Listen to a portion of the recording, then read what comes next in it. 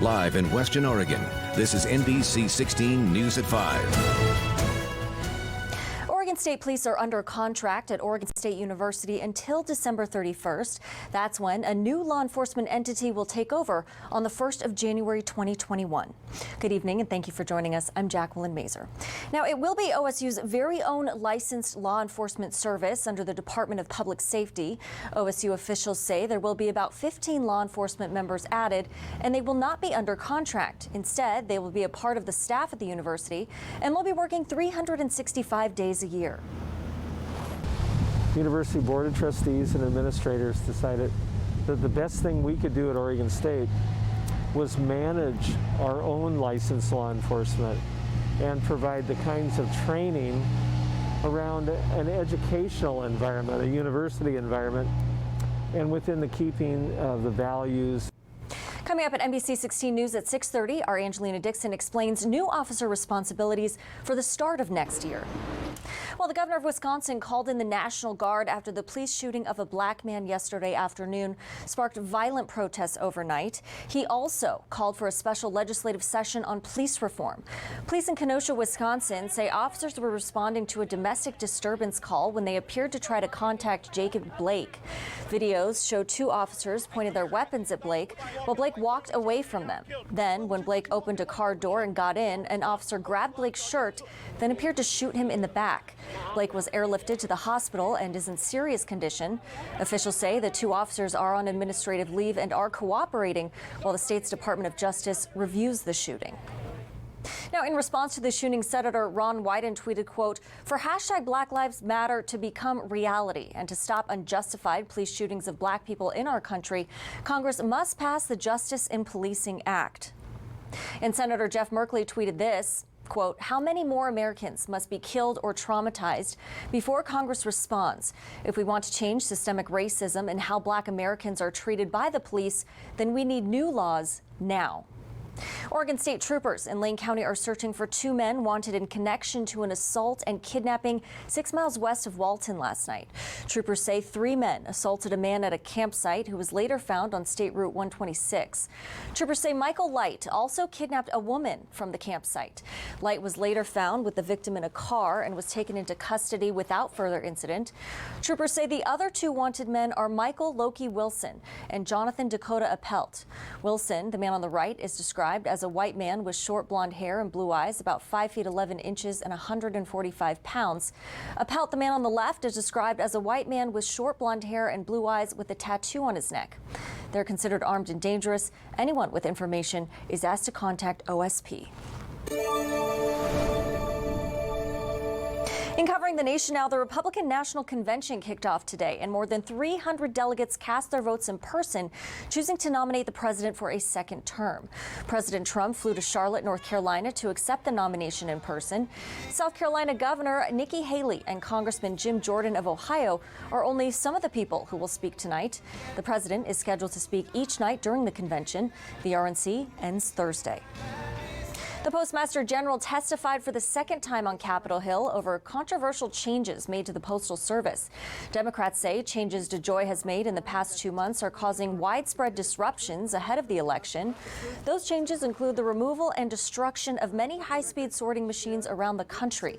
President Trump is promoting unsubstantiated claims that mail-in voting leads to widespread fraud. DeJoy denies allegations the changes are linked to the November elections. DeJoy says voters voting by mail should return their ballot as soon as they can. To wildfire season now, the LNU Lightning Complex fire burning across 5 counties in Northern California is more than 350,000 acres. Fire crews have only been able to contain 22% of the fire in the last 6 days. The fire destroyed more than 800 structures. Many fires in California were sparked by lightning strikes as the state grips with a heat wave. Meanwhile, 10 volunteers from the Cascade region are headed down to Sacramento to assist those suffering from wildfire destruction. They'll do everything from finding people temporary shelter, distributing meals, to providing emotional support. One volunteer before his trip says it doesn't matter where a natural disaster may occur, the Red Cross will respond. Whatever the natural disaster is, if it's a wildfire, if it's a hurricane, if it's a tornado, I mean, the The purpose for Red Cross existing is to alleviate human suffering. Our job is to go where people need help and to help them. 10 additional Red Cross volunteers from the Cascade region are working virtually. Meanwhile, if you're interested in helping, head to our website. Well, we're continuing to monitor the Green Ridge wildfire in Camp Sherman. Officials say the fire burned nearly 4,500 acres and is now 2% contained. It started by lightning, and the fire has been burning since last week. Fire crews say their biggest challenge right now is repeated hot spots. Officials say those living between Green Ridge Road and Fly Lake Road are now under a level 1 evacuation warning. Well, now to a first look at the forecast. Here's a look from our tower cam in Eugene today. Beautiful sunny skies out there. NBC 16's meteorologist Josh Cozart has our first look. It was another mild day all across western Oregon. Plenty of sunshine to go around. And here's a look at some of our daytime highs. This is what we managed to make it up to today. Low 80s through the I-5 corridor. Down towards the Umpqua Valley, 87 degrees topping off in Roseburg, and out along the coast, managing to climb up into the 60s. Our radar and satellite showing calm, quiet, and clear conditions from the coast to the Cascades. But just on the east side of the Cascades, getting in on just a bit of rainfall, tracking its way off towards the north and east. That's where we also are finding our fire weather warnings in the pink. The grays are air quality warnings due to wildfire smoke encompassing much of the western half of the country, but it's the lack of rainfall that we still desperately need. It's been 3 days in Eugene and Coos Bay since we last saw the raindrops fall, and we'll take a look at if we have any other chances coming up in my full forecast. All right, thanks, Josh.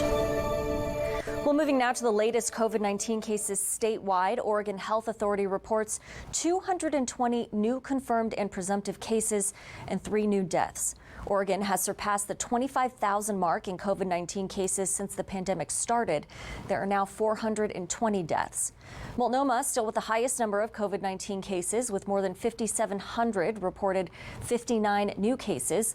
Washington County reported 34 new cases and Marion County 33. Moving now to our region, Lane County reports 10 additional cases over the weekend, pushing the total to 658. 11 of those are considered infectious. 1 patient is hospitalized. Douglas County has 169 cases. Coos County has 99. And a reminder, Lane County Public Health will provide free COVID-19 testing this week. It's happening Thursday at the Mohawk Valley Rural Fire District headquarters. Testing will be held from 4 p.m. until 7 p.m. Now, health officials ask you to bring your insurance card, but say it is not required. A Eugene-based internet service provider received a big chunk of change from the federal CARES Act, the largest single award out of Business Oregon's allocated $10 million to expand broadband into rural areas. Emerald Broadband secured $1.6 million to fund a rapid expansion of fiber internet to underserved areas in rural West Lane County. Staff say the company is dedicated to bringing internet to families that need it to engage in distance learning and are committed to do whatever they can to connect schools and households. Giving an opportunity and opening up, bridging that digital divide for everybody out there. I think it opens up the world for all sorts of possibilities and bright minds that normally would not have that light. Hardman says they're doing this at a time when internet is key to education, healthcare, and obtaining vital information. They're working through Connected Lane to help the Lane Education Service District, among others. They're replacing the metal material utilized by most cable internet users with low latency dedicated fiber connection. We're building out fiber optic cable there where we use light instead of electricity to send data, and it's very quick, and we can offer speeds up to 1 gigabit per second to households. That's 1,000 megabits per second. They're starting tomorrow with 60 miles of fiber near Cheshire and Highway 36. With the grant, Shapiro says they're speeding up a previously planned 2-year project to 6-month completion, providing access for 2,500 households by the end of the year. Looking ahead, for those in the Eugene 4J district, the deadline to pick one of the 3 learning options for students this upcoming year is this Wednesday, August 26th. Those options include same school hybrid models, same school online, and Eugene Online Academy. Parents who do not respond to one of the online options by the deadline will have students enrolled in the hybrid option. Meanwhile, we have more information on each option on our website, NBC16.com. Well, coming up next on NBC 16 at 5, plans for a new park in North Eugene are in the works. What the project will offer community members. Plus, the Eugene Public Library opens its doors. What new measures the library is taking to keep visitors healthy.